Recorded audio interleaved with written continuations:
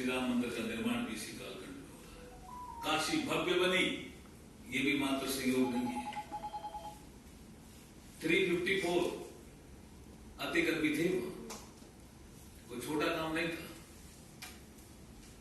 सबको पुनर्वास किया गया, कोई कोर्ट केस नहीं हुआ, जितना मुआवजा से दिया गया और काशी को भव्य बनाया गया। उज्जैन महाकाल लोक परियोजना, ये भी कोई छोटा काम नहीं था। और केदारनाथ पुनर्वास विकास परियोजना, ये भी कोई छोटा काम नहीं था। सोमनाथ मंदिर का पुनर्निर्माण, ये भी कोई छोटा नहीं था। रामानुजाचार्य जो समानता की बात करते हैं, प्रधानमंत्री जी ने लाल किले की प्राचीर से उनके बारे में जिक्र किया कि वो इक्वलिटी के इतने बड़े महापुरुष हुए, उनके लिए स्टैच्यू ऑफ इक्वलिटी, ये भी इसी कालखंड की देन है। सिख तीर्थयात्रियों के लिए करतारपुर साहिब कॉरिडोर, देश आजाद हुआ तब से सिख समाज के लोग कह रहे थे कि गुरु नानक के दर्शन करने के लिए वहां जाना है करतारपुर साहिब, और कॉरिडोर नहीं था। ये प्रधानमंत्री मोदी जी के कालखंड में हुआ। गुरु गोविंद सिंह जी का 350वां प्रकाश पर्व और गुरु नानक देव जी का 550वां प्रकाश पर्व भी ऐतिहासिक रूप से मनाया गया। ये 4 धाम, इनका तो रास्ता सुगम किया गया, ये भी इसी कालखंड की देन है। आबू धाबी में स्वामीनारायण मंदिर, ये भी इसी कालखंड का। मैं जहां राजस्थान से आता हूं, मानगढ़ धाम और जलियांवाला बाग, जलियांवाला बाग का पुनर्निर्माण हुआ, प्रधानमंत्री जी ने खुद ने लोकार्पण किया। और मानगढ़ धाम, फिर मैं कहता हूं ये अनसन हीरो का एक पार्ट है।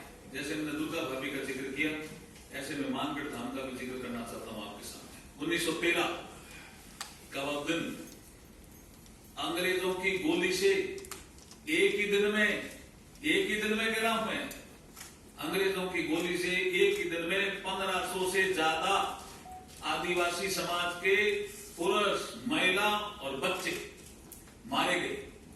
लेकिन कौन जानता है, इतिहास में इनका किसी ने दर्ज कर दिया कि ये भीलों का विद्रोह था। ये विद्रोह था, वो लड़े थे देश के लिए।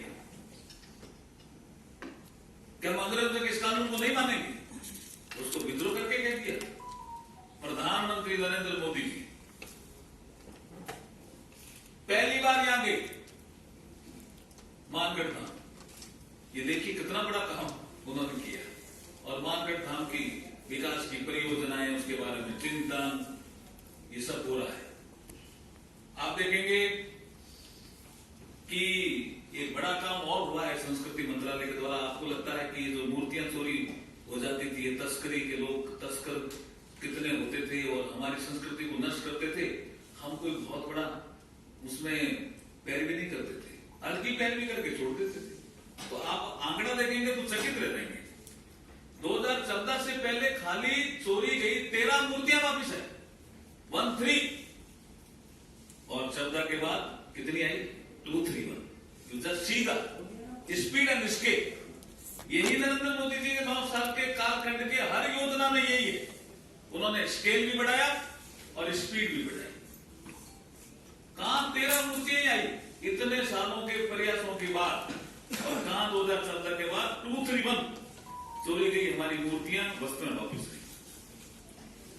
भारत के महापुरुषों का सम्मान आप देखिए, इंडिया गेट पे सुभाष चंद्र बोस की प्रतिमा। अब ये आपको जानकारी है और नहीं है तो मैं बता दूं। जॉर्ज पंचम यहां आए,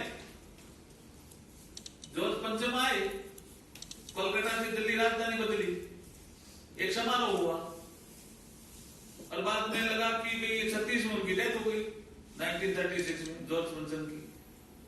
तो लगा कि उनकी प्रतिमा लगनी चाहिए। इंडिया गेट पे उनकी छतरी बना के और प्रतिमा लगा दी। देश आजाद हुआ। बहुत से लोगों ने लोकसभा की डिबेट में कि साहब इनकी आप जॉर्ज पंचम की मूर्ति तो हटा दो। तो उस समय जो प्रधानमंत्री थे पता नहीं क्यों नहीं हटे। 1968 में हटे और 68 में हटने के बाद भी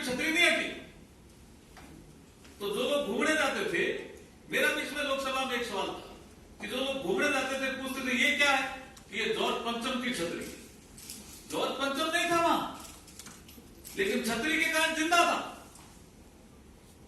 तो गुलामी के अवशेष हमें नहीं रखने, ये सिद्धांत से नरेंद्र मोदी चले और यहां सुभाष चंद्र बोस की मूर्ति स्थापित की। ये भी बहुत बड़ा अचीवमेंट है। और कर्तव्य पथ, नाम भी दिया कर्तव्य पथ। अंतर्राष्ट्रीय योग दिवस हमें आएगा 21 जून को। 26 दिसंबर को वीर बाल दिवस। तेग बहादुर जी का आप देखिए प्रकाश पर्व, वही लाल किला जहां वो शहीद हुए थे, उसी लाल किले की प्राचीर पे गुरु तेग बहादुर जी का जीवन चरित्र दिखाया जाता है। और जब लोग देखते हैं तो कहते हैं कि वाह, नरेंद्र मोदी ने क्या किया, कितना बड़ा काम किया। ये सारी चीजें मैं आपको इसलिए कहना चाहता हूं कि हमारी संस्कृति से जुड़े हुए, चाहे बुद्ध सर्किट हो,